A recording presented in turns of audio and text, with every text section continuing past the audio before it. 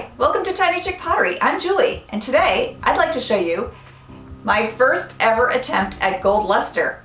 Oh God, no, no. That's so bad.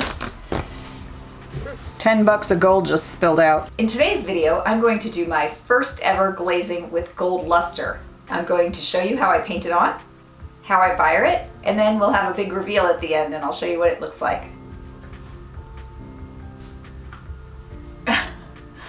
The first thing that I needed to do was to create a dedicated brush for this bottle and this bottle only. So only gold luster from this bottle can be used with this brush, and it had to have kind of a fine point.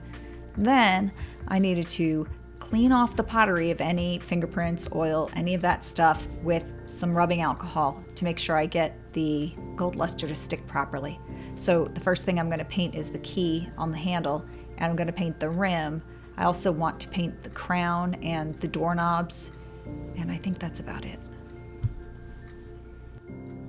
There's a product called Duncan Essence, which I don't have, so I'm putting a little bit of coconut oil onto the tip of my brush and kind of wiping it away so that the brush doesn't absorb too much of the Duncan Precious Gold, and it helps me clean the brush in the end when I'm finished doing it.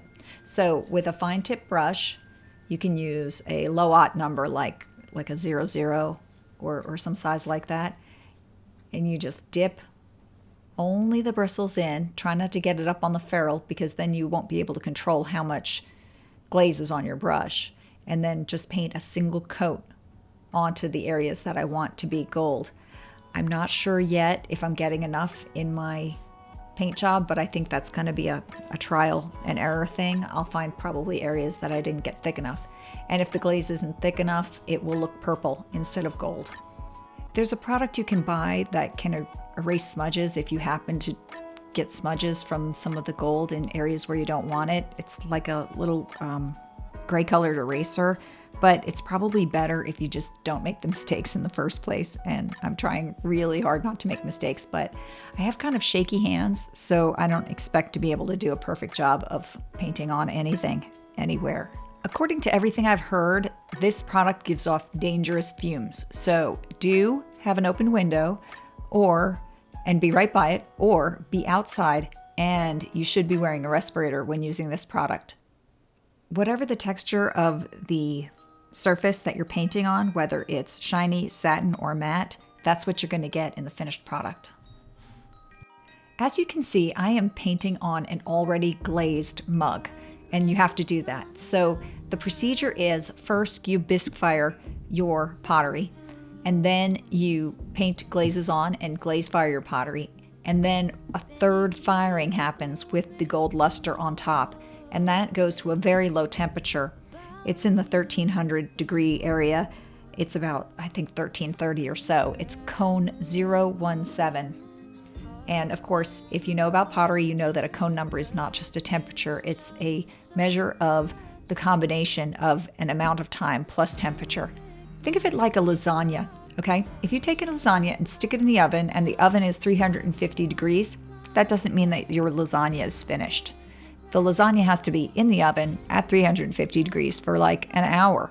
And so with pottery, it's also an amount of time that it's cooking, an amount of time that the pottery has been allowed to, finish its process. And so just the temperature that the pottery gets to doesn't tell you whether or not it's actually cooked and finished.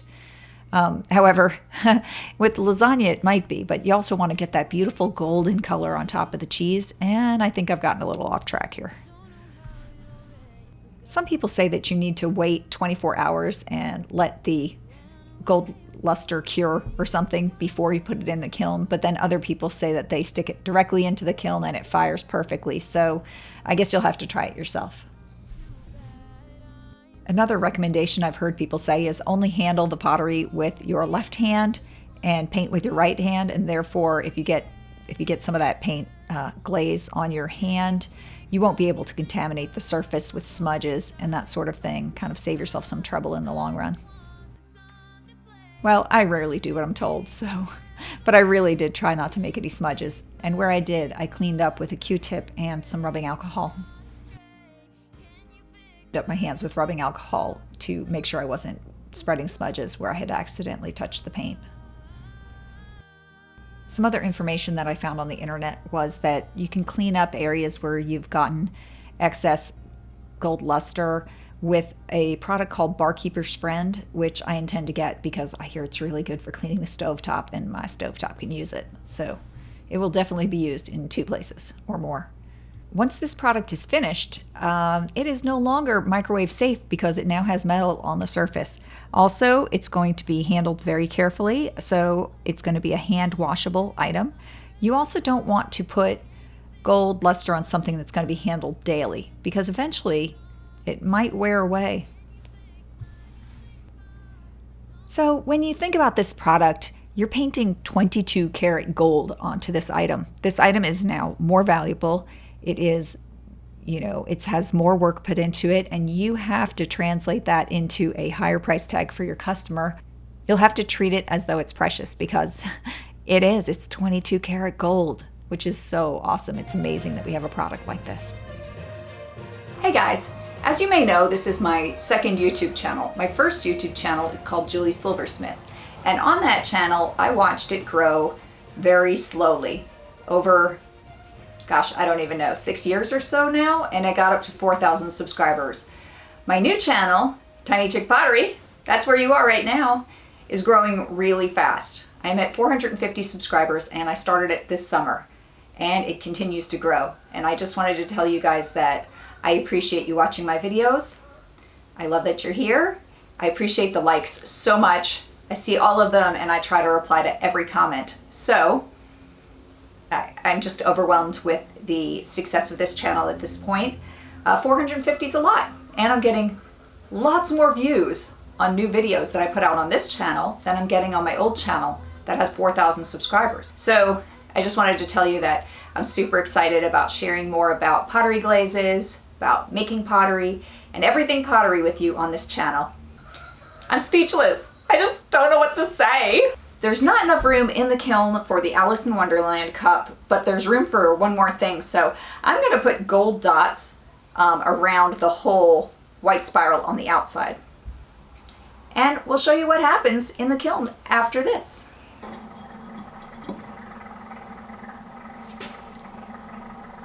I can't wait to see the results. I'm so excited. This has to be the second most excited I am of seeing anything come out of the pottery kiln so far. And I really think it's going to add something.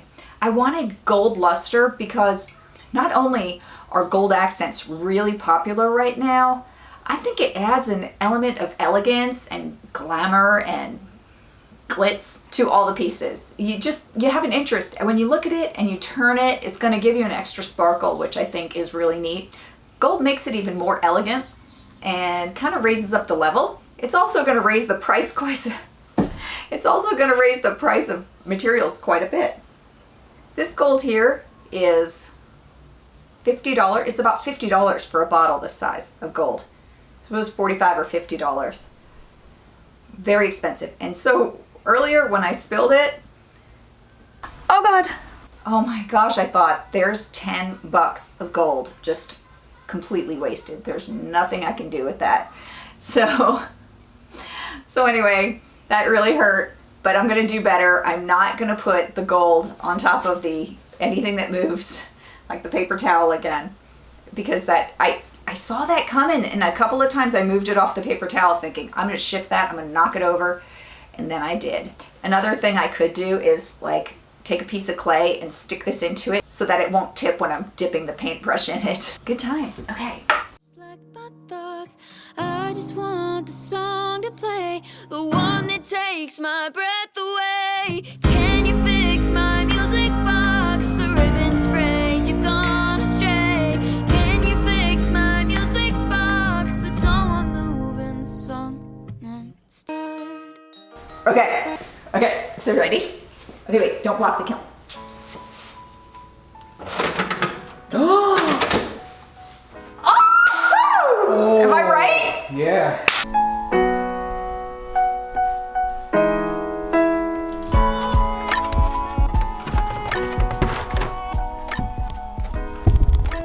Thanks for watching, you guys. I'm so in love with how these turned out. I love this product and I can't wait to do more.